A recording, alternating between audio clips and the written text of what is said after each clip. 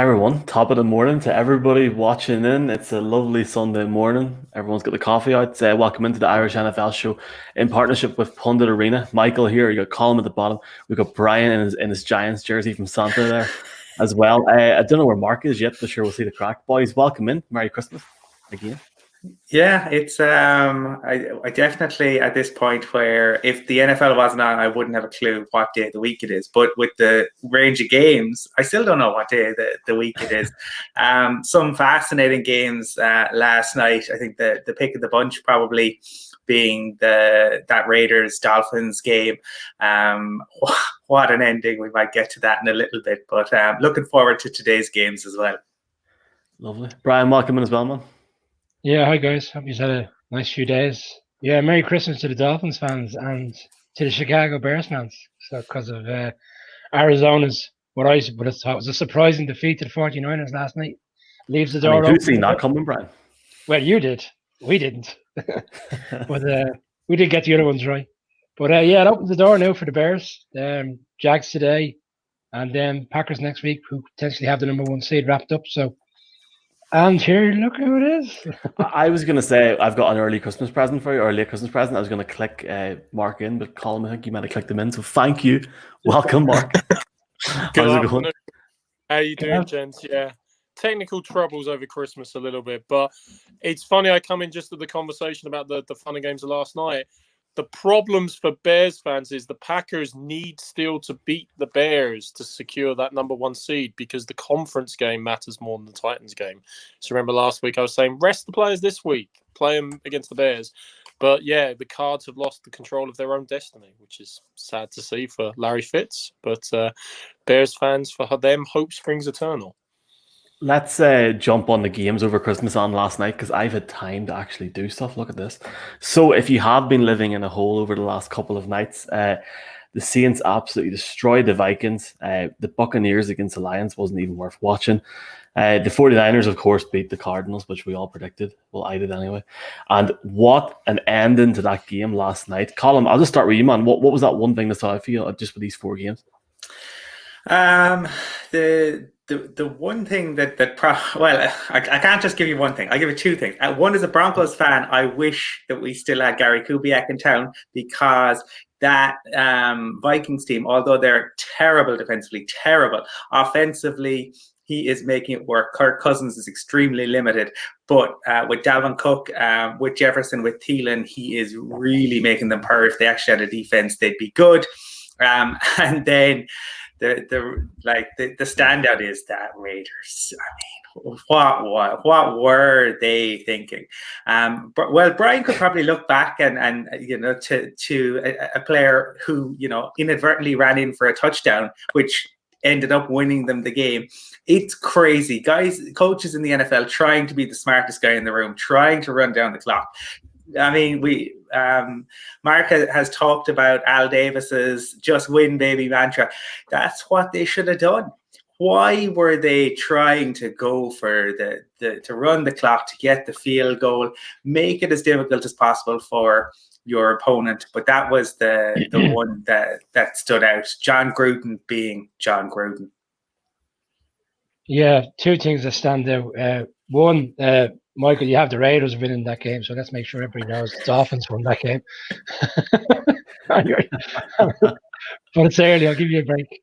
And second of all, Al Davis used to say, don't improve me a little, improve me a lot. And there's a lot of improvement needed with that Raiders defense in particular, because they're going to have a lot of changes coming their way during the off season. And back to the point on the Bears game, well, obviously on the back of the Cardinals losing, every 3 or 4 years in the playoffs, you see a team that gets hot at the right time. No team has ever lost 6 games in a row in the regular season and made the playoffs. But maybe the Bears are just getting the momentum at the right time, not necessarily to go to Super Bowl, but maybe just to do a bit of damage in the playoffs. Yeah, in the week that we finally had a deal in Brexit, and Ursula von der Leyen decided to quote The Long and Winding Road, I've been a bit inspired by Beatles songs this week. And if you were a fan of the Lions or the Vikings, and particularly if you played for their defenses, it was certainly a hard day's night for you on Christmas Day and St. Stephen's Day there. We have to give due credit. I'm sorry if I missed the start. Alvin Kamara, guys, 6 rushing touchdowns. Unbelievable performance. I was watching it thinking, I remembered Gale Sayers, when he was a rookie, had 6 touchdowns, 4 receiving, 1 reception, and 1 return. But I didn't think anybody had 6 rushing. But then we see 1929 was the only other time. Amazing performance by him. Tom Brady only plays a half. He gets 4 touchdowns, perfect passer rating. They eviscerated the Lions. That was pathetic. And yeah, the Cards threw it away from their control, but the Raiders, guys, I mean, we could spend all day talking about this. We've got the dash of Fitzmagic coming in the fourth quarter for Tua.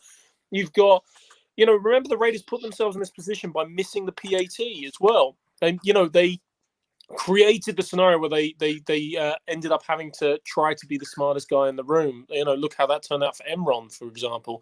The reality is that John Gruden, if you're going to wind down the clock to zeros on it, by all means, don't take the touchdown, kick the field goal, win the game, walk off the field, whoop-de-doo. But in the modern day NFL, if you're leaving 20, 25 seconds on the clock, it takes one heave by Fitzmagic, one roughing the passer penalty at the same time. I mean, the guy was basically calling out of his face mask, and boom, the Dolphins are back in the race. Random 2 stats for you, gents. Ryan Fitzpatrick has never made the playoffs in his 16-year career. He's probably played for half the teams in the NFL, but he's never made the playoffs. And now, sadly for Raiders fans, this is 17 out of the last 18 seasons when they don't make the playoffs. And for a season that started with such promise, you got to be devastated for them in many ways. Well, absolutely.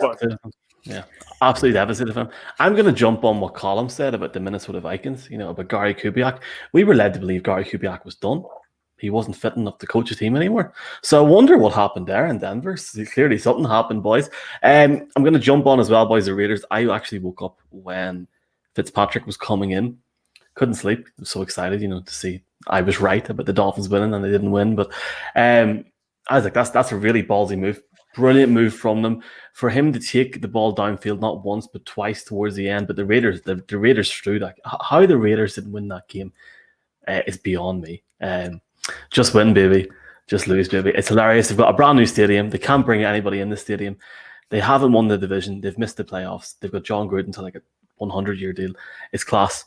But sorry, go on ahead. Michael, just a quick point. We haven't even touched on Kamara. The other night during our roundup of these games, our preview, we discussed how the Saints' offense, in terms of the run game, has been very sporadic over the season. Well, albeit against a very poor Vikings defense, I think they put that right the other night. 6 rushing touchdowns from Kamara. He was playing out of his skins, If you were playing against him in fantasy in the championship round, I think you would have been a little bit sick, to be honest with you, because I think he single-handedly won most fantasy championships if people could stop last night. Even Troy Aikman mentioned it in the commentary. He goes, I wouldn't even turn on your fantasy app. You're done. I'm actually at the point now, before we move on to today's games, because we've got a lot of them, I'm at the point now where I think the NFL should wait until December the 15th, December the 16th to announce the Christmas games. Because, come on. Seriously, that last game, okay. But, the Saints Vikings game was really entertaining. That was good fun to watch. Literally halfway through the first quarter, and both teams had just gone down, chunk plays, made 2 touchdowns. I can sit down with a beer and watch this. This is going to be a bit of a ding dong.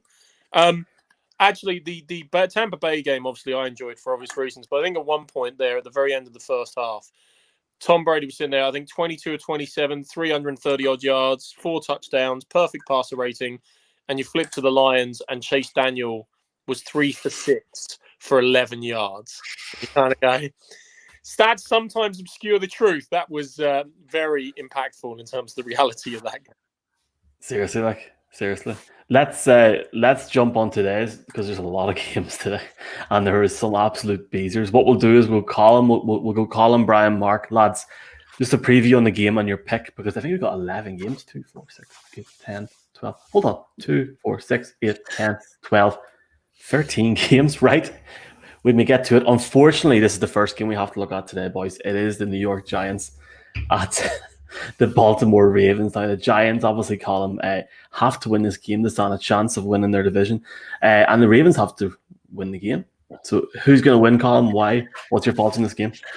Unfortunately for Brian, these are two teams going in opposite directions. The Ravens have got hot at the wrong time if you're a Giants fan.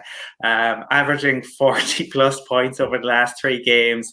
Jackson is averaging a QB rating of over 100. And versus the Giants, Daniel Jones got the injury, and it's just wobbles since. He's going to play today, I think, from what I heard, Brian, which feels like a roll of the dice because they do have to win. But when you've allowed 42 sacks, I don't know if you want to be putting a guy out there if he's not completely mobile. I did like Joe Judge calling Lamar Jackson a unicorn and saying that trying to tackle him was akin to trying to tackle Gumby. And I think that's right. I just think, unfortunately, the Giants have been solid on defense, but I don't think they'll have enough to beat the Ravens. I see the Ravens going to 10-5 at the end of this game. Yeah, unfortunately, I agree with Colin. The Ravens have got their mojo back on offense. I mean, they put 34 up against the Cowboys. That great game in Cleveland where he scored 45 points on offense and a safety at the end to make it 47. Last week, put up huge numbers against the Jags. And we keep touching on how well the Giants defense has played, but it's starting to slow up. The last 3 games, running backs have run for over 100 yards per game, and they're going up against the number 1 running team. So whilst Lamar Jackson will be doing what he normally does in terms of run pass options, I still expect the Ravens run game to do really well. And the Giants haven't scored over 20 points for 4 straight games. So how do you keep up with a Ravens offense that's just flying at the moment? Love to see the Giants win, but I think realistically, I think the dream is over tonight. Giants will lose, and we'll come to the Washington game later. Mark, are you with us? Yes, you're here. Yeah. No, I just switched computers. The Beatles song that sums up this game, Brian, you'll appreciate this, has to be Yesterday. All my troubles seem so far away. The Giants, unfortunately, are not there, and they are, I think, Brian, as you alluded to, not going to win the division, and the Washington football team to do that. But it is a throwback game to yesteryear when the Giants obviously won a Super Bowl. Oh, no, they didn't. They got hockey terribly in the 2000 Super Bowl against the Baltimore Ravens, 34-7. The Ravens have equally harkened back to yesterday in getting their mojo back. 100%, I have to agree. They're getting hot at the right time. They look like they've got something cooking. But there's a bit of a concern. There's a concern for the Ravens, for the Dolphins, for the Browns, for the Colts and the Titans. 5 into 4 doesn't go. One of these teams is still going to miss out on a playoff place. And if you want your little bit of historical serendipity, there are only 2 teams in history so far that have gone 11-5 and failed to make the playoffs. 1985 Denver Broncos, and the team that knocked them out or kind of got in ahead of them was the 11-5 New England Patriots, who actually went on to get to the Super Bowl that year before getting destroyed by the Bears. The 2008 New England Patriots, then, obviously, with Matt Castle, 11-5. They failed to get past, the Baltimore Ravens got in instead of them on a better conference record. And now this year, what about the serendipity if it was the Ravens 11-5 that happened to miss out?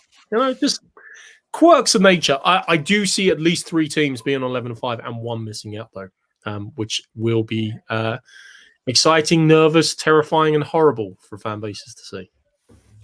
We've just got a comment in here, and it goes on my prediction. Michael saying the Giants are going to lose by 40. This isn't even a matchup, boys. This could be worse than Detroit against Tampa Bay. I would love it if he won, Bran. I think it'd be great crack. It'd be great crack to see Lamar Jackson out for the year, but not for me. I think that's a bit harsh. The Lions aren't competitive. The Giants will be competitive. Let's see what happens. That game is the first game in our preview. It's on at 6 o'clock. I have no idea what game is on Sky, but no on Sky. They've probably picked the Jaguars against the Bears. We'll come back to that in a second. They have, Michael. They have. Have they actually? No, are you serious? I'm only joking. Well, the next game, I'm presuming they haven't picked. It is the 3-10-1 Bengals. I think Henry's watching. So welcome, Henry, against the Houston Texans 4-10. That is the Bengals really shut us up, Colin, last week. Big time. Like big time. A big game for them this week. Can they improve the 4-10-1 against the resurgent 4-10 Houston Texans team. Well, I think what the Bengals showed us was that this is a team still playing for their head coach. So they're playing for Zach Taylor, and they absolutely monstered Big Ben. He had an awful game.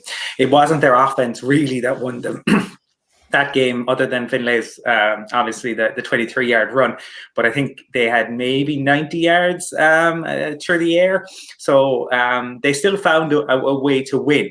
And they, really, I suppose, going up against the Steelers, all of the history that's there, and there's lots of history between those two teams. It wasn't just Juju dancing on the logo. There's previous history there too. I think they'll probably struggle a bit more with Watson. I mean, talk about a one-man team. In a year where they basically dismantled the team around him, and they traded away arguably the best wide receiver in the game at the moment. They lost Will Fuller to a PED suspension. There's just nobody for him to throw to, and he is 2 off the franchise record for passing touchdowns.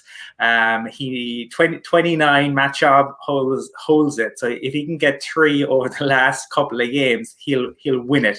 The absolute definition of a one-man team. A lot of talk that JJ Watt, he might be coming to the end of the road at the Texans. I would expect him to potentially, if that is the case, finish strong, because the Bengals have given up, I think, 48 sacks. So I expect, if that is the case, JJ Watt to go out with a bang.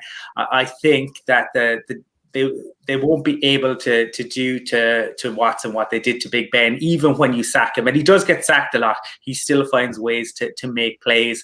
I think they'll just about have enough to beat the Bengals. But I do think this will be a very close game.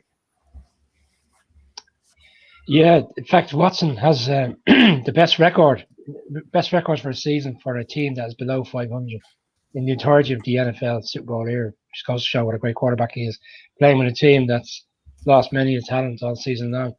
The Bengals, it doesn't happen very often in terms of second head coaches, but this one maybe for the end of the season. Why isn't Taylor not on the hot seat? I mean, they've had 2 seasons. The Joe Burrow injury probably will save him, but for me, I'm not seeing how we should be giving a short crack at it, but whatever.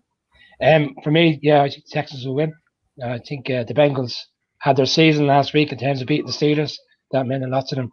But I think it's back to reality today, and I think Sean Watson will carve up that defense. Texans to win.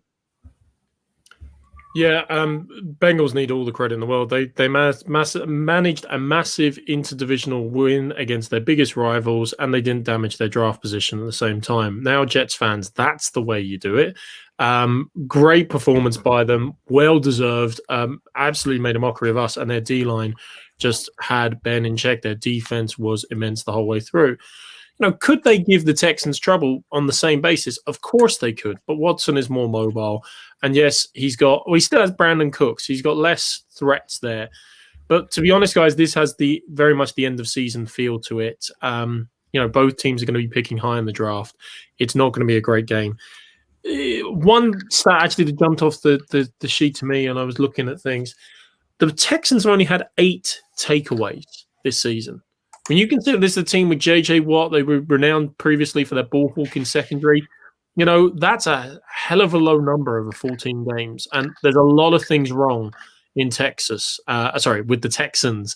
There's a lot of things wrong in Texas as well. But in Houston in particular, there's a lot of things wrong there. But, that's just one of many that just jumps out.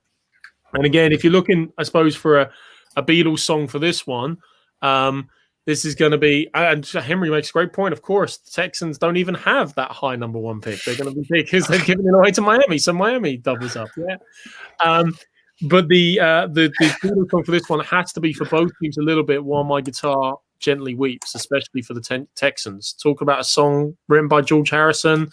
Talking about the breakup of the Beatles and the slowly drifting apart. That whole Texans team is about to be decimated in the offseason. And, beyond what Bill O'Brien already did to it. And to be honest, guys, I'd rather watch Prince's version of that, the Rock and Roll Hall of Fame, probably than watch this game. So that's maybe what I'll do instead of watching the highlights of this one. R.I.P. Prince. Look, I mean, a couple of points here, boys. Texas forever for a start. Secondly, JJ Watt. I mean, he'll probably go and win a ring somewhere else, but will he finish another season in full? Very, very doubtful. Just going on what Brian said there about the Bengals. The reason that they haven't, or he's not really in the hot seat, is because they gave Marvin Lewis 16 years. Now, granted, he was quite successful for some of those years. Like towards the end, it was a disaster. And I love the Bengals. I actually have the Bengals winning today. For the same reason I had the 49ers winning last night. Forget about the opponent, but typical end of season crap. Oh, they're going to feel very confident coming off a win against Pittsburgh. They've done very, very well against Pittsburgh. They'll go win to Houston against the bang average Texans team, and they'll probably win by a field goal or a touchdown. Finley playing for his life, literally his life, and his career, literally. It's not me. It's a complete waste of time, the game. Let's be honest. I love the Bengals, but yeah, I've got the Bengals winning by a field goal. Not lock of the week territory yet, and neither is this game. We've got the fact that Mitchell Trubisky still has a chance in this league going up against Gardner Minshew. Now, the fact, if you had told me 4 weeks ago this game would have happened with these two quarterbacks, 7-7 against what? I don't even want to. I actually want to thank the Jacksonville Jaguars for ruining the format and that this happened to put 1-13 at the bottom. Colin, I mean, Bears, Jags. Well, the Bears have actually scored 25 points in 4 consecutive games for the first time since 1995. So if you're a Bears fan, you have been long suffering in terms of seeing points scored. So it's good. They've got hot at the right time. David Montgomery has been very impressive with 100-yard games 3 of the last 4. From what I understand, Allen Robinson is going to play because they have to win. And the good news is that the Jags defense is just awful. It's awful against the pass. It's awful against the rush. They've got their 2 top cornerbacks out. And if a team wasn't, trying to sabotage, there was a lot of talk about Greg Williams. I still think it was just Greg Williams being Greg Williams. The Jags have pulled Minshew, from what I understand. He's not going to play today. I know he took 5 sacks last week, but he was actually decent, and he is the QB that gives them the best chance to win. And because of that, they've pulled him. They're putting Mike Glennon in because they are ensuring that they are going to tank. They are not going to do a Jets on it. I saw last week, during that Rams-Jets game, apparently some of the reporters were texting with some of the Jags executives who were saying 1 more quarter to Trevor. So they're ensuring that they are going to get Trevor Lawrence down there in Jacksonville. The Bears are winning this. Yeah, and you touched on Allen Robinson, but James Robinson, the running back for the Jags, has also been removed from the game. He has a slight injury, so he won't play either. So if another confirmation that the game plan is very much let's tank our last 2 games against the Bears and the Colts and make sure that Trevor arrives in Jacksonville come April. And then you got the Bears, who, as I said, are just going in the right direction at the moment. And for all the stick that Michael and a lot of other people give Trubisky, he's put up over 28 points as a quarterback in 6 of the last 7 games he's played. And they're going against the Jags defense that actually has the worst record in Jags defensive history this season. Their defense is giving up over 20 points a game. It's the worst of all the years since the Jags were brought into the NFL. Yeah, I'm with you. Bears to win and keep the dream alive. Yeah, I feel like in breaking news, my right knee is hurting a bit. So as a precaution, the Jags are going to remove Mike Glennon and start Jake Luton as quarterback or something like that. They are absolutely singing to Trevor. They're saying, Trevor, you can drive my car, or all you need is Trevor. This is an ode to him at this stage from the Jags. The Bears could not be more grateful or thankful for this matchup at this point of the season. You almost want to think, could the Bears still screw it up? The inconsistency they've had this season would make you wonder and make you very worried for that reason. But they won't. The Bears will win this game, and they'll get what they want, which is a chance going into Week 17 and making the playoffs. And the Jags will get what they want, which is Trevor Lawrence.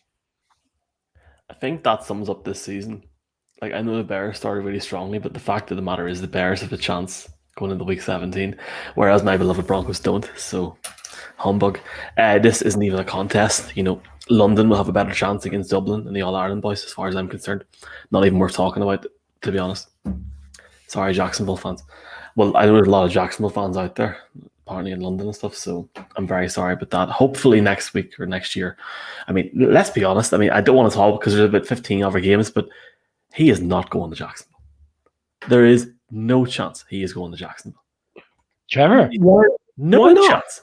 He'd refuse to go. Why would you want to go there? They're going to London by 2025 anyway. But the likelihood he was going to... Sorry, Mark. The likelihood is... The talk for the past 2 months was, would he pull an Elway or an Eli Manning to get out of Jets? And everybody said, why would he want to go to the Jets when he can go live and play for a team that's near enough for his family to travel an hour and a half? It all made sense. No, Michael, okay. And there's no question. Will Trevor take a look at the Jags and stay in college? For me, I think he'll just come out and be like, No, he won't stay in college another year, but he will go to the Jags. 0 state taxes, close enough to his family, sunny beaches. He will be in complete control of that franchise. Like, if he shows even 60% of the promise that everyone is expecting from him, in year 2 or 3, he will be calling the shots on how they construct things, which is a good thing or a bad thing, of course, depending on your viewpoint on it. But he will be the man, the unquestioned man in any way, shape, or form. Yeah, he won't get as many celebrity endorsements and things like that and the sponsorship aspects because he won't be in a big money market arena. But him and Tua will turn Florida into the NFL main merchandising factory and sponsorship factory. I say it's a no-brainer for me. Why stay in college and risk getting injured and losing out on hundreds of millions? He's going and he'll enjoy it. I'm his mammy. You'll enjoy this. Sorry, Michael. Quick one. If he was to say no to Jacksonville, which I think the 3 of us anyway, outside of yourself, I think that's madness. The Jets might be the better proposition. They've got 2 first-round picks. Obviously, he'd be one of them. They've got 2 second-round picks. And they're going to get a new head coach in, and that head coach is not like there's going to be. I'll let Mark pronounce it. Is it Mickendale from the Ravens, the defensive coordinator? It's close enough, Brian. Close enough. Go on, you give it to me. No. But I was going to say though, but they're the Jets. That's what I was going to say. They're still the Jets, and the Jags, for all their faults, have made AFC Championships games. They have put together decent teams. They have an idea on roster construction and sanity in the front office. Sometimes they lose the plot. Doug Marrone is a prime example, but they actually are a better and more functioning franchise than the New York Jets ever would be, ever will be, and ever have been. Michael, I really look forward to the draft shows. It's going to be when there's a few mock drafts going on. I would concur with what Mark is saying. The other thing is, the Jags aren't afraid to spend some money, and the Jets just won't, right? So if they get Trevor Lawrence in there and you build around him, as Mark said, they have gone to championship games. They're not afraid to spend. They've made the bad decision of spending some of it on Blake Bortles, which was a really terrible decision. But they have built teams there in the past. The Jets, no. I can see him going. I'm sure he would prefer to be going potentially somewhere else. But when he looks at it and he weighs it up, yeah, he's going to Jacksonville. I'm going to just put the last word in here because we have to move on because I know people are going to jump into this. I'm just going to move on, all right? I'm going to deny anything. This is a team that are on the verge of leaving Jacksonville. Their stadium lease is up. Khan wants out. Absolute another show. Nowhere near if I was in. Right. Falcons, Chiefs, 13-1, 4-10. Colin, entertain me, please. If this was a defensive game, the Chiefs would win. If it's a shootout, the Chiefs will win. Whatever happens, the Chiefs will win. The Falcons might get off to a good start. The Chiefs will win. The Falcons might finish strong. They probably won't. They never do. The Chiefs will still win. I expect Travis Kelce to have an even bigger game than he usually does. Hill is nursing a hamstring injury, so they won't. While he may suit up, I'd say he will see very limited action if they can keep him on the sidelines.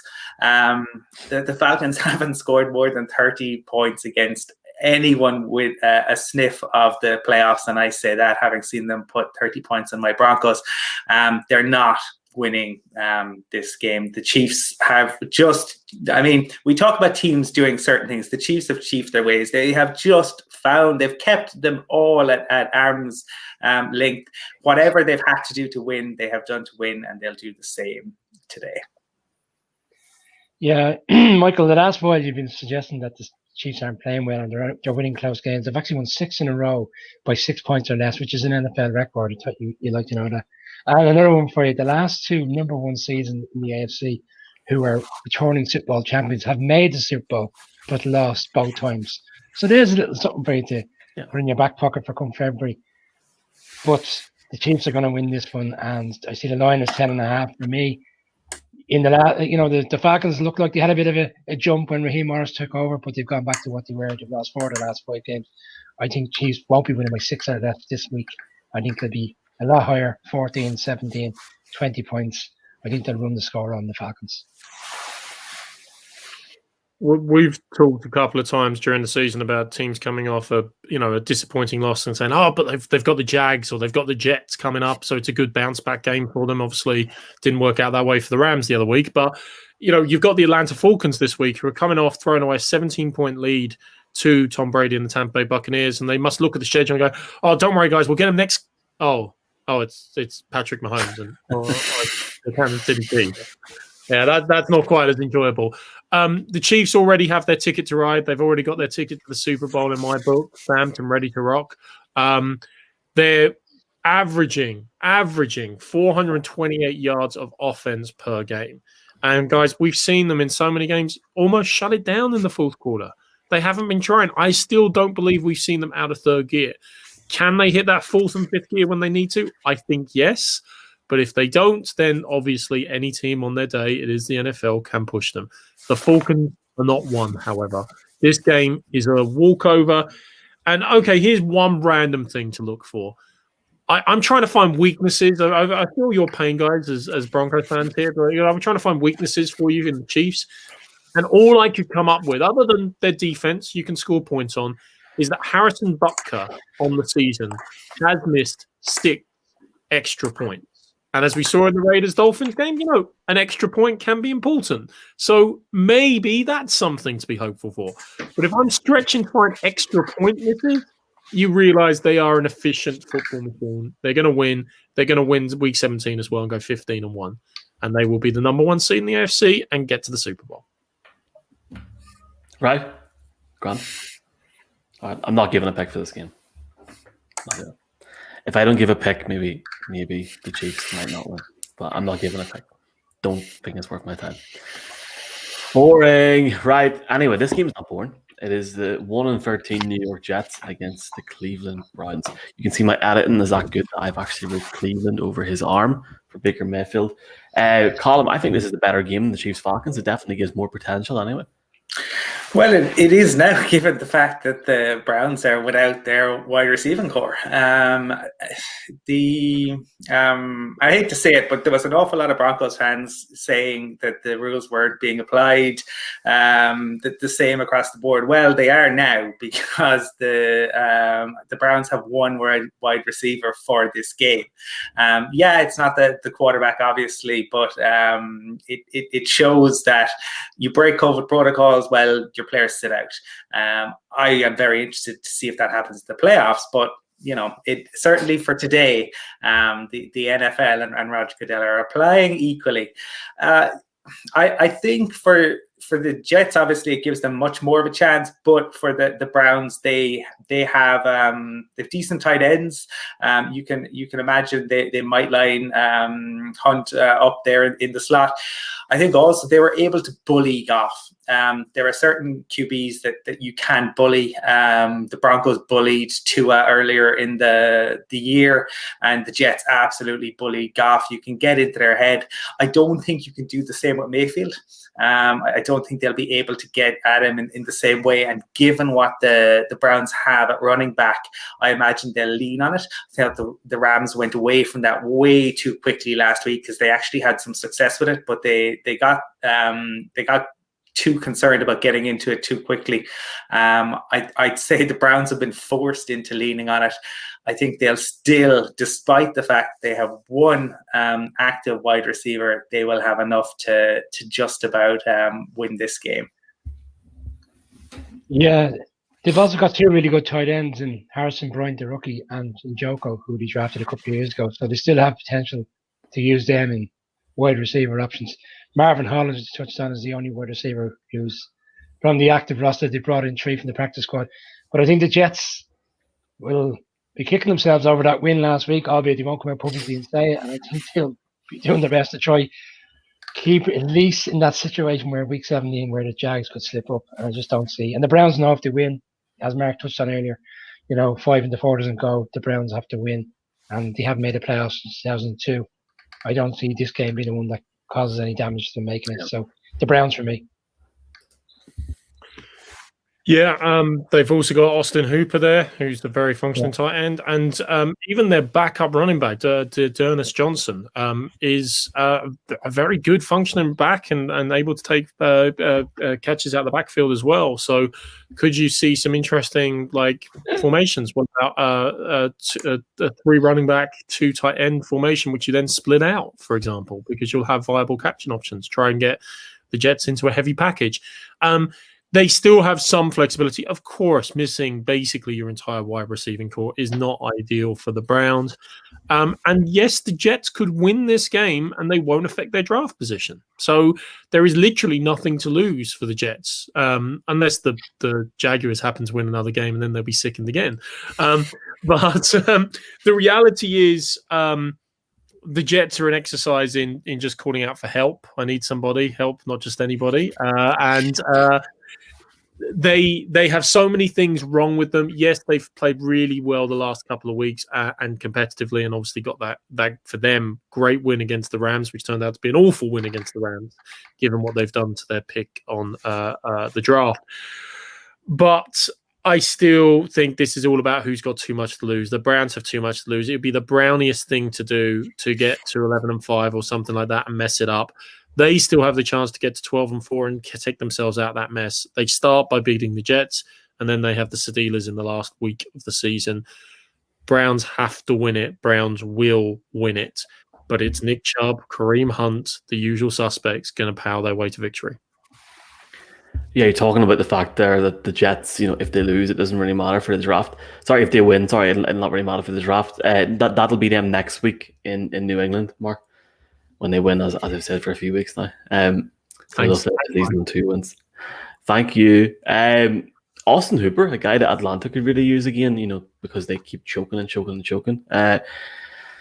This won't be an issue for the Browns. The Browns need to win this game, and they have to win this game at the end of the day. They shouldn't have an issue against this Jets team because the Raiders beat them. Baker Mayfield will have a good day as well. I don't think it's going to matter too much because they have got the depth there going on what Brian said. David Njoku, a tight end as well, I think is a good pickup for anybody in a fantasy final. But yeah, I've got the Browns winning this game, going to 11-4 in the season, and the Jets falling to 1-14. And who knows what's going to happen that first pick? Who knows? There could still be a chance, boys. There could still be a chance. The next game is the Battle of the Old Men. Really excited for this. It is the Colts against the Steelers. Yeah. Retirement game. It's like the WWE. Whoever loses has to retire. Colin, who's going to win this game and why? Well, Philip Rivers doesn't look old. He doesn't know to see. He looks like he is, especially over the last 3 games. I think 6 touchdowns, no interceptions, just playing really, really well. And the Colts have been so balanced. Whereas it's a bit like that Giants-Ravens game. One team got hot. One team is, sliding down. Steelers are, have been below 20 points in 4 consecutive games. Haven't done that since Big Ben's rookie season. I think it's very difficult to jumpstart a season when your offense, when none of it is really working at the moment, and especially against this Colts team that are decent everywhere. Really, there's no obvious weakness. There of course there are things you can improve, and that's always the way. But for me, given the balance that they have, the threats that they have through the air and on the ground, the fact that they're able to protect Rivers so well, which gives him time. I mean, the Steelers have been able to protect Ben better than anyone. And even with that, it hasn't really worked recently. I think I have the Colts winning this one, and the Steelers losing 4 on the bounce. Yeah, Mark touched on last week how well the Colts GM has done, Ballard, in terms of putting the team together. And this defense is the best season they've had since 2008. And the Steelers are going in the opposite direction for me. I think they'll be one and done come playoff time. No team has ever gone 11-0 and lost 4 games in a row thereafter in NFL history. But this year, it's going to happen. I think the Colts will win. Their running game is too strong at the moment as well, which the Steelers just don't have. Between Hines and Taylor, they're taking a lot of pressure off Rivers. And other players are stepping up. Like last week, when everybody's talking about T.Y. Hilton, Pascal, wide receiver, steps up in huge moments in the game. So they're stacked now. And I can't see the Steelers being able to go score for score against that Colts offense either. So for me, the Colts are going to win the game. To me, the most interesting thing about the Colts, and you say the old man, the retirement game, Phillip Rivers isn't retiring. He's refreshed from where he appeared last season in the Chargers. And now you have to wonder, does retirement come first or baby number 10 for Phillip Rivers? That would be interesting. Sorry? More babies and touchdowns. Sorry, I had to. More babies and touchdowns. Well, not this season, Michael. He's been doing pretty well on the touchdown front this season. Fortunately, unlike Antonio Cromartie, he can also remember all of his kids' names. So he's doing well. Rivers, I questioned what the Colts were doing when they picked him. I questioned whether he had the arm strength left. I questioned whether he had the desire left. He spent all his life in LA, going as far as San Diego, commuting to LA because he didn't want to disrupt his family. And now he goes across the country to Indianapolis. It seems strange, but it's worked. A credit to Ballard, a credit to a very, very strong coaching staff. And a credit to a defense there in Indianapolis that didn't start off as strong as they have done in years past, but pulled it together and really look a solid unit. Are they the upper echelon of the AFC? Not in my mind. I would rank the Bills above them. I would rank the Chiefs well above them. There's arguments for other teams as well, like the Titans, for example, who they're obviously in competition for the division lead. But they can certainly make a splash in the playoffs. For the Steelers, get back to where you once belonged is almost the mantra there. They need to break this habit. They have TJ Watt leading the league with 13 sacks, yet their defense, remarkably, is at the moment the weak link. With the losses of Dupree and with Bush, they just can't get their mojo back on offense or defense. This is going to be a super tough game for them to do in this regard. For me, it's the Colts. And yes, if the Steelers don't win this game, the death spiral continues. The death spiral continues. I like that one. I just say this here. I mean, this game's on Sky for a start, 6 o'clock. Ireland, UK time. Gentlemen and ladies. The Colts are going to win this game. But I'll explain in a second why. But if the Steelers win this game, it could rejuvenate them. Obviously Tomlin's coming in saying they're a bad football team at the minute. When he's coming out and saying that, and when the players are coming out and saying that, there's definitely an issue there. But Phillip Rivers looks good, really, really good, man. And also Jonathan Taylor in at running back. But I think you might have mentioned him, Brian, as well. Zach Pascal, same surname as your man from Normal People. Can't remember his name now, but the Colts just are going to be far better. They're my lock of the week this week. I think they're going to score 4 or 5 touchdowns, both passing and rushing. To put the Colts now at the same record as the Steelers after this game would have been unthinkable 5 weeks ago. But I agree with Mark. They're nowhere near as good as the Bills, who we'll talk about tomorrow. But that's my lock of the week, the Colts. I think it could be 14 to 21 points of a difference. And if not, if the Steelers do win, the discussion then starts, are the Steelers back? Because if they beat this Colts team, a very good Colts team at that, maybe they are back, who knows? Okay. So two things, Michael. Number one is it's Paul Mescal, is the actor from Ordinary People. Mescal. Yeah, close enough. And Oh, look, all the right. comment Okay. makes there is a valid comment. I mean, the Colts are suffering, and they've had great luck with not great luck, but great consistency on the offensive line this year, and great performance from them, both in pass protect and opening holes. Jonathan Taylor in the running game has definitely got go in the last couple of weeks. I don't think it makes any difference, however, and we should have alluded to the fact that, conscious of that injury situation there, because of the challenges the Steelers have been having now consistently getting pressure. Realistically, as an O-line coordinator now, you want to take care of TJ Watt, naturally, as I said, 13 sacks leading the league, and I'm not frightened anymore of anyone else on that team. I'm not frightened of Devin Bush because he's not there. I'm not frightened of Bud Dupree because he's not there. So I still think the Colts will have too much. Too much. Talking about too much, we'll not spend too much time in this. Only joking. The 5-9 Denver Broncos at the 5-9 Los Angeles Chargers. The Battle of the West, Colin. Before Colin, 2 seconds, man. If you have any comments, folks, fire them in. We will answer to the best of our ability. Colin, obviously a Broncos win today, yeah, surely. I'm going to do something a little bit different because there's a lot of talk, right, about Drew Lock in comparisons to Josh Allen last year, and everyone thinking, can Drew Lock make the jump? And I'm going to throw Justin Herbert in there as well, okay? So Lock this year has 14 touchdowns, 20, which puts him 22nd. Allen had 20 last year. We know Allen took the jump, right? Allen is in the stratosphere. He had 20 last year, which was 21st. Justin Herbert has 27. Right, he holds the rookie record, right? 27. This is a rookie who had no off season, which we're told is a big deal. No time to prepare. New system. He's 9th.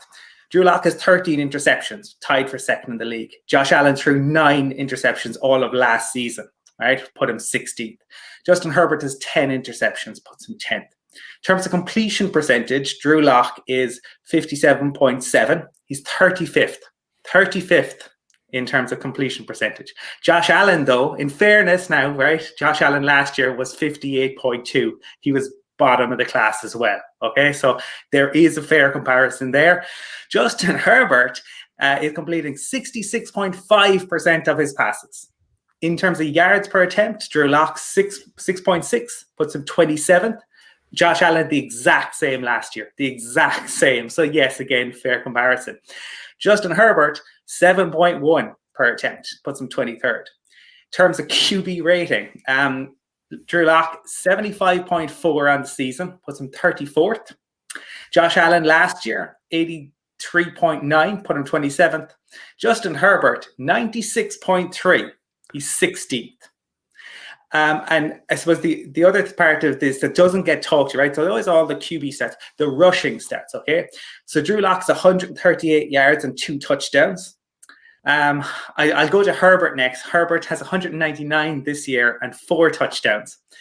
Josh Allen had 602 yards rushing last year, 9 touchdowns, 602. That put him on 36 on the list of all the rushers in the league. Not just QBs. He was so far ahead of everyone else. It was ridiculous. I want Drew Lock to come good. I was the conductor on the Drew Lock hype train.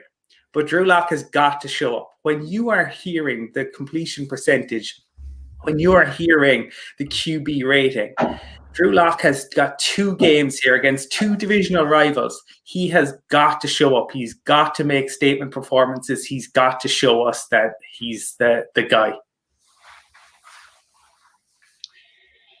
How do I follow from there? In fairness, Colin makes all very good, valid points. And I imagine a lot of Broncos fans are very much in that mixed camp where you just don't know whether Lock is the answer in the long term. People forget Herbert last year potentially could have went as the number 1 pick. So once Herbert's come in this year, people go, I'm surprised how well he's played. He didn't have the proper off-season. He didn't have the training camp as being selected as a starter, and he only realised week 1. A lot of people thought last year if he had not gone back to college, he would have been the number 1 pick. So I think people always were aware of the potential that he could bring, and he's in a good place. And he's averaging 290 yards per game for a rookie. That's unbelievable. And the Chargers over the past few weeks have somehow managed to start winning close games. They've lost games this season, very close games where heartbreakers. They've had 3 games this season where they've been up by 17 and thrown them away. They beat the Falcons. They beat the Raiders last week. I'd love to see Denver win, but for me, the Chargers are going to win. Yeah, based on the stat attack, 2 things we shouldn't overlook. Obviously, Justin Herbert hasn't even had a full season. He's still got 2 games of the season to go, but he didn't start the season. And the Chargers doctor will go down in the history, I think, of Chargers history, like Mo Lewis goes down in Patriots history for puncturing poor Drew Bledsoe's lung. The Chargers took it one step further. They just got the doctor to do it for them. It said, take Taylor out of the game there. Just stab him a bit, will you? Herbert is a bona fide superstar, and all those stats go to that point that he is the real deal. I think expecting Drew Lock to make a Josh Allen type leap is unfortunately flawed and unlikely to happen. Not many quarterbacks take that level of a leap in their 3rd year. It's a credit to what the Bills have done in his development. It also makes me still worry about the capability of Allen long term. But just 2 things on this game, guys. The Broncos turnover ratio, giveaways to takeaways, they're minus 18. It's appalling. That is not just one isolated issue or incident. That is Drew Lock making bad decisions, Drew Lock throwing bad passes, Drew Lock not protecting the ball. There are a lot of things going on there. Lock to me is a bust. He is an absolute bust. And this whole game is about hello, goodbye. Because I do not think, obviously, Anthony Lynn is going to be the head coach of the Los Angeles Chargers next season. I don't think Drew Lock will be the starting quarterback for the Denver Broncos next season. And I don't think Vic Fangio should be the starting head coach. Well, the head coach of the Denver Broncos next season. Chargers should have too much, although the coaching has hurt Herbert in recent weeks. They should have too much. They're a better team. They've got a better quarterback. And they'll win this game. Colin, I'll get you to answer that question about Shermer in a second. Thanks for your question, Mr. Holmes. Drew Lock will be the starting quarterback next year. Vic Fangio will be the head coach next year, all because of ineptitude at the management level. Well, there is no management level at the Broncos. All the whispers coming out of Del Valle at the minute are that it's going to be status quo next year. Whether that's the right thing or not, it's a different conversation for a different time, but the excuses have already started, and the excuses will get even bigger next week whenever they've went, well, what are they sitting at the minute? 5-9? When they go 5-11, the Broncos aren't going to win this game today. Herbert is a real deal. You got the Chiefs that have got I'm not going to say a dynasty, but they've got a quarterback there for the next 10 years. The Raiders have got a new stadium in Vegas, and Derek Carr can throw the ball more than 40 yards if he wants. You got Herbert with the Chargers. The Broncos need to wise up now, or they're in big trouble. Well, they're already in big trouble, but wise up and try and do something. It'd be nice, Colin, if John Elway could just admit that he was wrong on multiple levels, and maybe just, I'm not going to say walk away, but give it one last throw of the dice, or just stop making excuses. But what's your opinion on that comment about how many Lock problems are caused by the OC? Well, I think we'll have to have a discussion at some point, but I don't think John Elway made the decision not to hire Kyle Shanahan. I think if Kyle Shanahan was in the building, it'd be a different kettle of fish. In terms of the OC and Drew Lock, I don't think the OC has helped. I don't think what the Broncos have done has helped. I mean, I've gone through it there. The completion percentage is probably the thing that worries me the most. But Pat, I know he had success with the Vikings, but when you see Steve Smith come out, like Odell Beckham coming out, he says things, right? But Steve Smith coming out, a guy who's around the league a long time, a guy who's pretty hard-nosed, and he had some pretty severe stuff to say about Pat Shurmur. I think there are issues there. Certainly, I think they didn't put any experience around Lock, which didn't help. And I think the fact that they had Drew Lock throw bomb after bomb after bomb earlier in the season was just ridiculous. I think the other thing is, coaching is teaching, and we haven't seen them try, I don't think, to teach Locke to go through his progressions. He still stares down the first receiver, and that's a huge issue. I mean, when you watch the Herbert tonight or watch the other young QBs, they go through progressions. That's the biggest thing, and I think that's one of the fatal flaws that the Rams have with Goff, is that. But Drew hasn't progressed as we like. So a combination of both, definitely. I would apportion blame to. There's plenty of blame to go around, and it can go every which direction. Michael, if you're looking for one positive, like Drew Lock has played 56 quarters this season. He played one really, really good fourth quarter against the Chargers earlier in the season. So they're playing the Chargers again. So, Lightning can strike twice, maybe. And what's he done since? SFA, Sweet Family Album. And nobody in Denver wants to talk about it. And me and Colin are the worst in the world if we say anything. On the real football, we got the Panthers against the Washington football team. The football team going for the East. Colin, who's going to win this game? Why? Well, we have issues with our QB play. The Washington football team have issues with their QB full stop. If Alex Smith was fit and healthy, and probably in a functional organization, the owner there that's its own train wreck situation.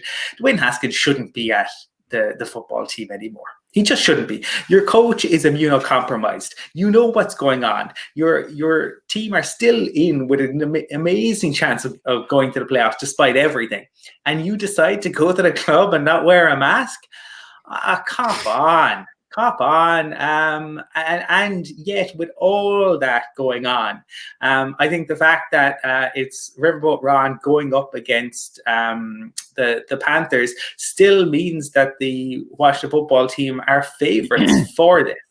The Panthers' rush defense isn't great. We saw that against the Broncos, and I think Gibson is now slated to play, which is obviously a huge boost. And if the Washington team have any sense, they go on the ground. Because when the game was on the line last week and they put it in Haskins' hands, he wanted I don't know how much time, and then the Seahawks got to him. And the Panthers are decent against the pass. What Panthers team show up, though? Is it the one that made Drew Lock seem like vintage John Elway? Or is it the one that made Aaron Rodgers look like an old man? That is the question, I think, for this one. I think that the Washington defense is going to be too strong for Teddy B, and I think they will make life very, very difficult for him. He's a QB who likes to hold on to the ball, I think, for too long. So for that reason, I think the Washington team, despite everything that's going on there, get the win today.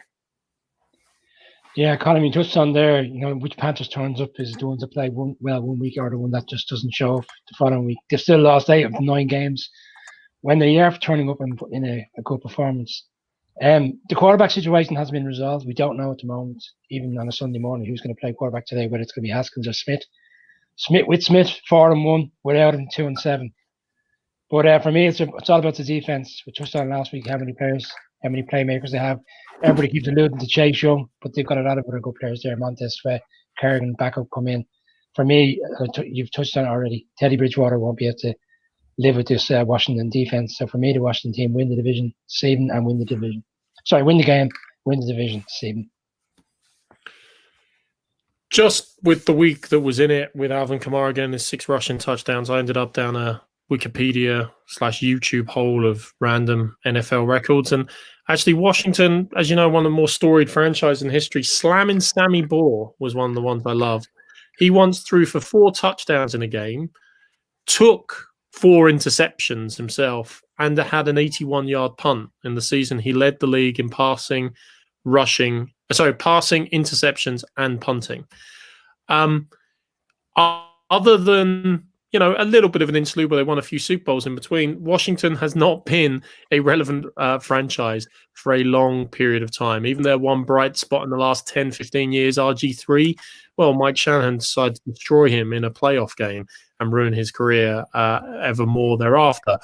They had a functioning quarterback who liked things, apparently, Kirk Cousins, and then they couldn't get a long-term deal with him. But whether he's a franchise quarterback or not is a matter for another day.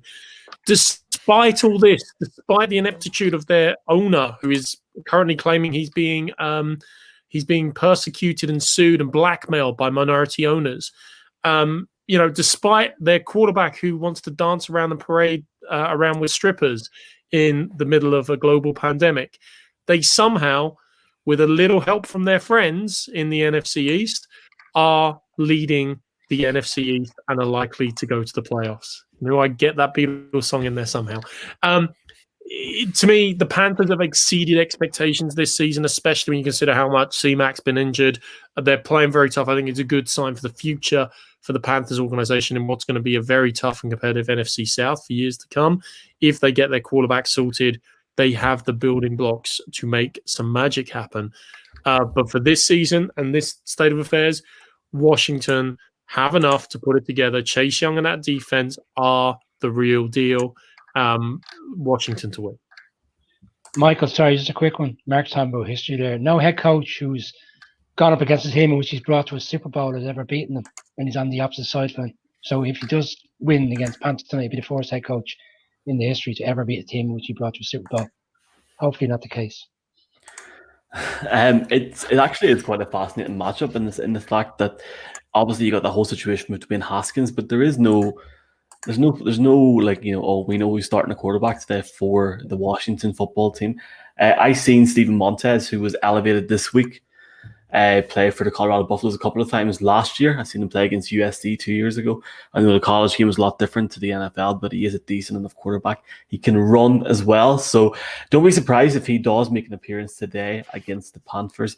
If they can get a sorted out in offense, they should beat the Panthers because their defense is really good and they will win the East. If not this week, next week.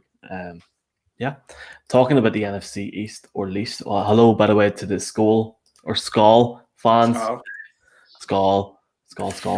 Big game this week in the NFC East is the matchup between the Eagles and the Cowboys. Does everyone like my graphic for that? Yeah. I love the fact that there's now no cowboy that you can put up that's recognizable enough. We just put Jerry up there. Colin, what's your take on this? Who's going to win and why? I think this has the makings of a really good game. The Eagles have suddenly become one of the most entertaining teams in town since they brought in Jalen Hurts. Who knew that bringing in the backup would, rejuvenate and make them fascinating to watch. The Cowboys, I think, have benefited from playing backups in the last couple of games, 7 takeaways against the Bengals and the 49ers. But I think they'll find this backup a little bit more difficult to go against. They were able to kind of get the running game, and Tony Pollard had a really good game last weekend.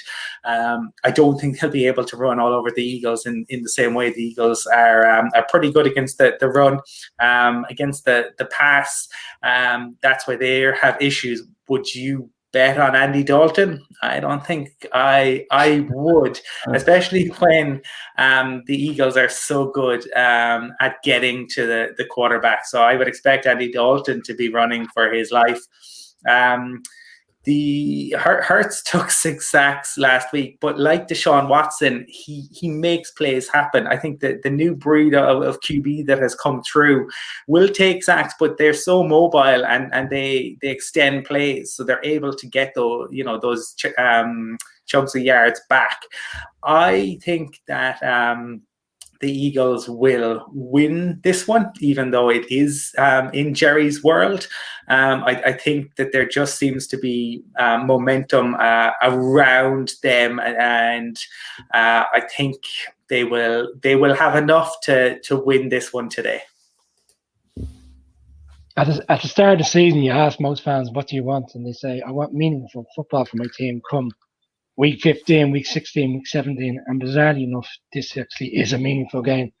because if the permutations go different ways in 6 o'clock Giants game and then the Washington game, one of these teams could potentially be in position to win the division next week, which is absolutely bizarre. Bear in mind the records that they have. For the Cowboys defense, it's the worst defense they've had in history. They're giving up over 30 points a game. Collins alluded to, Hurts looks like he's, the real deal so far, albeit only 2 games. He's rushed for over 85 yards in each game. He's thrown touchdowns. Seems to have a little bit of mojo back in terms of the Eagles' offense. And this game is obviously a rivalry game, and both teams will really be up for it. But for me, I'm going to stick with what Colin said, and I'm going to go with the Eagles to win as well.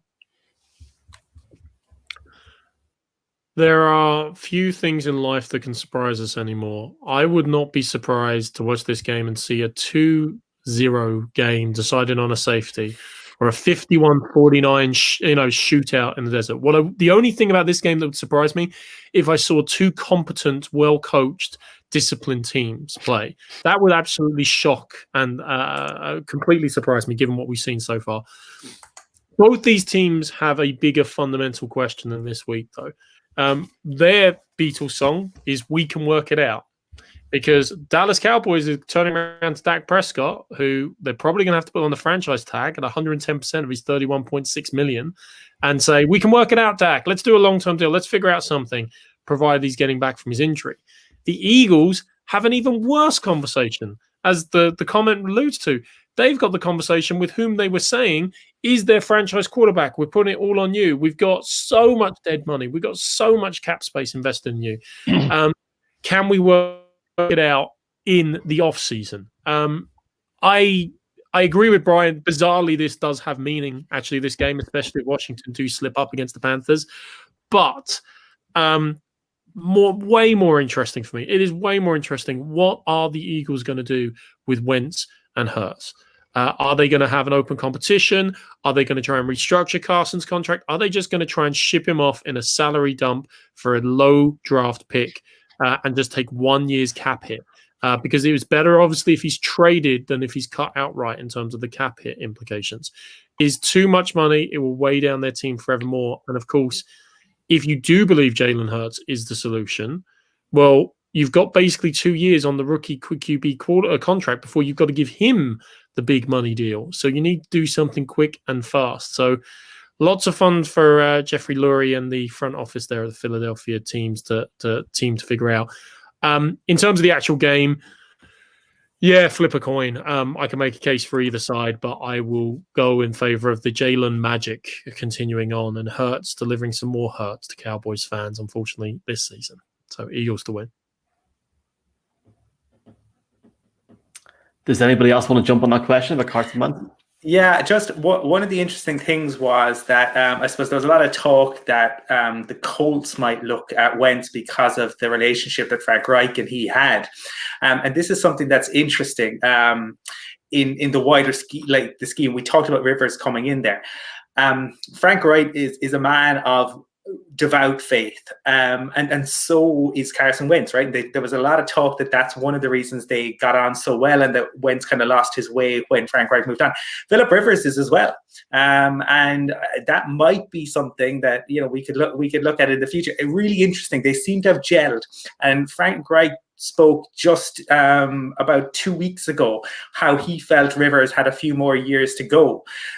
We sometimes underestimate or don't understand the way in which maybe different offensive coordinators and head coaches gel with their players and what they gel about. But if somebody is somebody of profound faith and they find somebody else who has that can be enormous. It is something that Diego Maradona, it dragged him through his career. Through all those lows, it is something that he clung to, and it is something that makes a real difference to athletes. So I think Frank Reich has found a guy in Philip Rivers. I don't see Wentz going there. I think the Eagles have the real problems trying to shift that contract. Brian, are you happy enough with Wentz? Yeah, you don't want to get your opinion. The lads have already touched on it. I mean, whoever takes that contract on is obviously not going to give up too many draft picks or very low level in terms of what round. So the Eagles are in a very difficult position. I'm not sure what to do. Yeah, and I just want to say Carson Wentz and Philip Rivers, two men of devout faith, in the same sentence and speech about Diego Maradona. You only get it here on the Irish NFL show. And you only get this here on the Irish NFL show. I have the Cowboys winning this game. I think they'll win quite well. They scored 41 points last week. Tony Pollard. And they don't have a good game. Okay. Rams, Seahawks. 9-5, 10-4. What a game. This game is on Sky Sports. A big game, Colin. Who have you got? Yeah, the Rams needing to bounce back, obviously. The issue that they're going to have is the Seahawks have suddenly developed a pass rush, which is bad news for Jared Goff, who is not having... particularly the second half of the year, he's really struggling. I think the last time out, the Rams sacked Wilson 6 times, but Russell Wilson is now 2 games without taking a sack, which is a Christmas miracle given what's gone on with the Hawks this year. We talked about the last time these two teams met, we talked about how McVay had Pete Carroll's number. And I imagine that I would expect a big performance following that Jets debacle. But, that could be from Aaron Donald. I think the issue that if I'm the Seahawks, if you can get to Goff and get to him early, you're going to totally disrupt things. The Rams should look to play a lot more on the ground this week. But I think that the Hawks will have too much for the Rams. I just think Goff has a case of the yips. Very difficult to solve that mid-season. And so for that reason, I'm going for the Hawks to win. Yeah, I've had a lot of trust issues with the Rams this year. They're just so inconsistent, and 6 of their 9 wins have come against teams that have had a 500 or less record. So they're beating up on bad teams, doing reasonably well against the better teams. But last week's one was such a clunker, it really was. It was a disaster for them. And yeah, Columns alluded to Seattle have turned the corner defensively. They haven't given up over 20 points in 5 games. And for me, I think Seattle will win. I think, you're right. McVay has had their number for quite a time, but that has to end at some stage. And Seattle win tonight. They win the division. And they're still looking at that number 1 seed, because there is a situation where if 3 teams, being the Seahawks, the Packers, and the Saints all finish on the same record, it goes to a 3-way tie, and they could potentially come out on top and be the number 1 seed. So there's a lot to play for Seattle, not just the division, potentially number 1 seed as well. Seattle to win for me.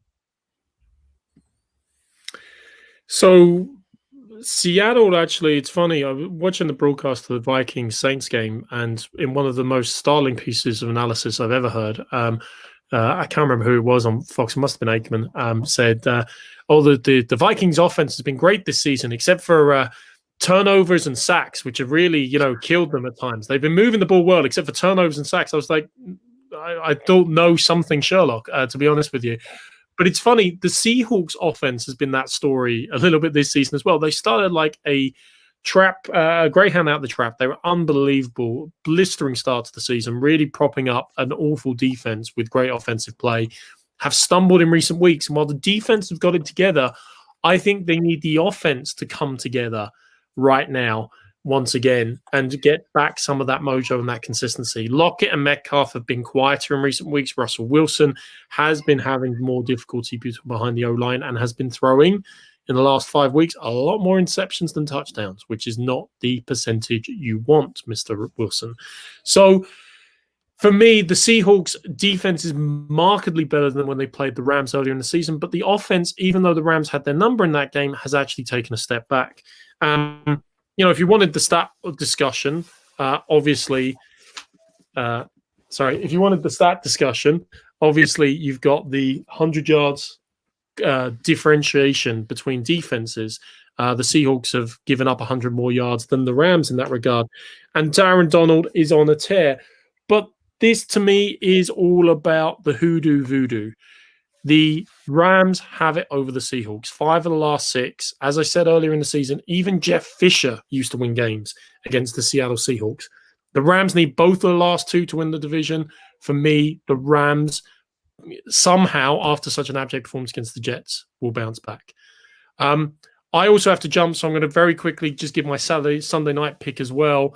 Both the Titans and Packers, they just need to let it be. They're both very good teams, very strong teams, doing great things. The Packers, as I said, are my pick now for the Super Bowl in the NFC. Going to take the number 1 seed and hopefully ride that baby home. The Titans, they're in a dogfight with the Colts, but they have a game that can win not only now, but in January and indeed in February.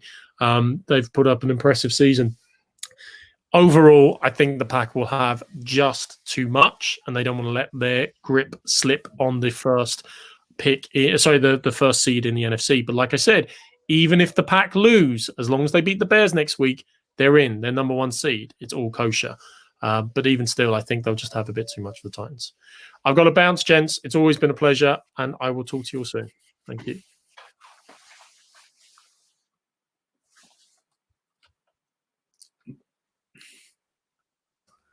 Oh, I said, see you, Mark. Good luck. I agree with what Mark said there. I think the Rams are going to win this game tonight. I think they always seem to have the edge over Seattle most recently anyway, but all is not well in Seattle. All is not well in Seattle, and I think Cooper Kupp is going to have a day today, boys. I really do. Take that with a half-decent Rams defense today in Seattle. If they start that game effectively, especially in the first quarter, yeah, Rams for me. And that will really shake up the NFC for some teams. Let's jump on Sunday Night Football, boys. I've got a new graphic for us. Sunday Night Football, 10-4 Titans, 11-3 Packers. An intriguing game. I know the Packers column are top of the NFC, but the Titans are a game back. Yeah, it's a really interesting one, I think, because these are two teams who you're not quite sure, okay? Because even with that Packers record, you've yet to really see a statement performance, and that is saying something, given that Aaron Rodgers, has. This is 3rd year where he's thrown more than 40 touchdowns. So look, Aaron Rodgers is absolutely phenomenal. But last week he was made look human. He took 5 sacks. He had a meh game by his standards. But fortunately they had Jones, who had 145 yards. The Titans beat up the Lions, but we saw last night how bad the Lions are. So I think this game probably in some ways comes down to the Packers rush defense against the Titans pass defense. And that's where it's intriguing, because you've got, Rodgers and Jones and Tannehill and Henry. And it's a difficult one to call, but if I had to, put a decision, I'd go with Rodgers. He's the guy you'd put your money on, and so for that reason, I think the Packers. But I can see, I have Mark's voice in my head saying the Titans have more to, they need this one more. The Packers can afford to lose and still, get there, where the Titans have to win this. But I do think Aaron Rodgers, he's prime time, and he will want to show what he can do tonight. Yeah, Colin, you're right. He is prime time. 5 prime time games this season, 16 touchdowns, no interceptions. If you look at the 3 games which the Packers have lost this year, they lost to the Vikings. Cook ran all over them. They lost in Indianapolis. Hines and Taylor did the job on them. And they lost in Tampa Bay, where Brady didn't have to do much because the run game did very well against the Packers defense. And in that championship game last year, the Packers defense got ran all over. And you're coming up against Henry. 9 games in a row this season on the road. He has ran, for 9 games in 9 of the last away games, he's ran for over 100 yards. They haven't come up against a running back like this since Dalvin Cook. He's going to run all over the Packers defense. Yeah, Rodgers can do his magic. Both teams have put up an average of 30 points this season. And Mark's saying if they have the luxury of winning next week. That isn't necessarily true, because as I said, you could have a 3-way tie at 12-4 and they won't win. They won't get the number 1 seed. I'm picking the Titans. I think the Titans will do enough. They need it more. And I think when they go on the road, they're much better than they are at home. And I think Tannehill will have a game. They'll try stop the run. They've got other weapons there. Smith, tight end. Brown. They're stacked as well. I think it'll be a high scoring game, and I think the Titans will just. Right. You got that, did you? Titans to win. Sorry, yeah, I thought there was like a bit of a gap at the end. Apologies. But No, I mute by mistake. I just wanted to give you a second to think about it. I was just checking over the Titans record. Really good point there from Irish Titans. Thanks for joining us, by the way, lads. This game comes down to the defense. If we don't show up, then it's good night. I think the defense will show up. So I've got good news for you, along with what Brian said there now. The Titans have scored 42 against the Bills this season, 45 against the Colts, 46, albeit against the Lions.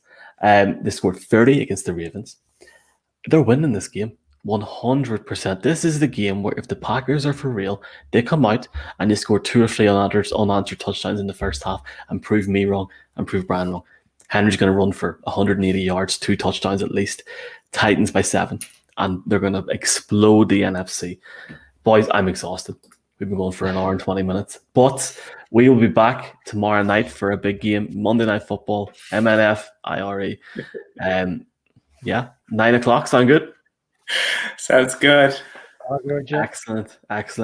Much love indeed to you, Irish Titans. Good luck to everybody today if your team is playing. And if not, enjoy the games. It's a huge week 16. And we'll see you back tomorrow night. And albeit throughout the week, maybe we might have a special guest or two. Lads, see you soon. Cheers. See you soon. Enjoy the game, guys. Thank you. Good luck.